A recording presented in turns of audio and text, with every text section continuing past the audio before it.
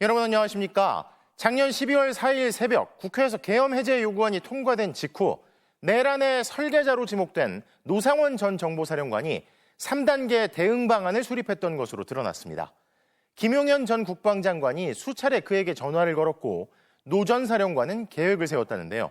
가장 먼저 탄핵부터 막기 위해 윤석열이 사과 기자회견을 하고 다음엔 국민의힘 탄핵 이탈표를 막은 뒤 마지막으로 김용현 전 장관을 사면하는 수순이었습니다. 그리고 놀랍게도 당시 정부 여당을 중심으로 이뤄진 여러 일들은 이 계획과 매우 흡사한 양상으로 흘러갔죠. 첫 소식 구승은 기자의 단독 보도입니다. 국회에서 비상계엄이 해제된 지난해 12월 4일 새벽, 김용현 당시 국방부 장관이 민간인이던 노상원 전 정보사령관에게 여러 차례 전화를 걸었습니다. 망했다. 애들 다 철수시켰다. 다 내 탓이라며 수습 방안을 세워 대응해 나가야겠다고 말했습니다. 이 이야기를 들은 노 전 사령관이 자신이 세웠다고 경찰에서 진술한 수습 방안은 3단계.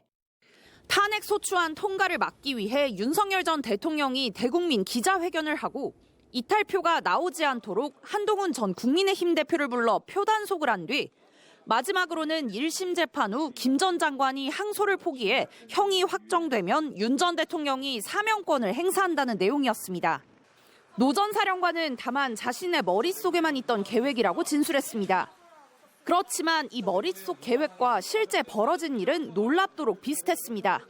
국회에서 탄핵 소추안이 발의되자 윤 전 대통령은 한 전 대표 등을 대통령실로 불렀습니다.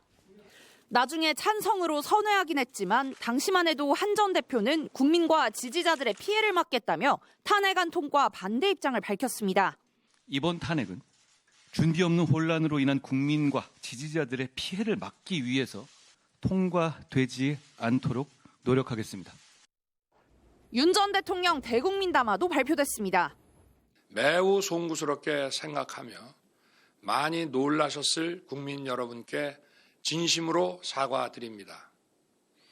모든 책임이 자신에게 있다며 사의를 표명한 김 전 장관은 1차 탄핵 소추안이 정족수 미달로 무산되자 돌연 검찰에 자진 출석했습니다.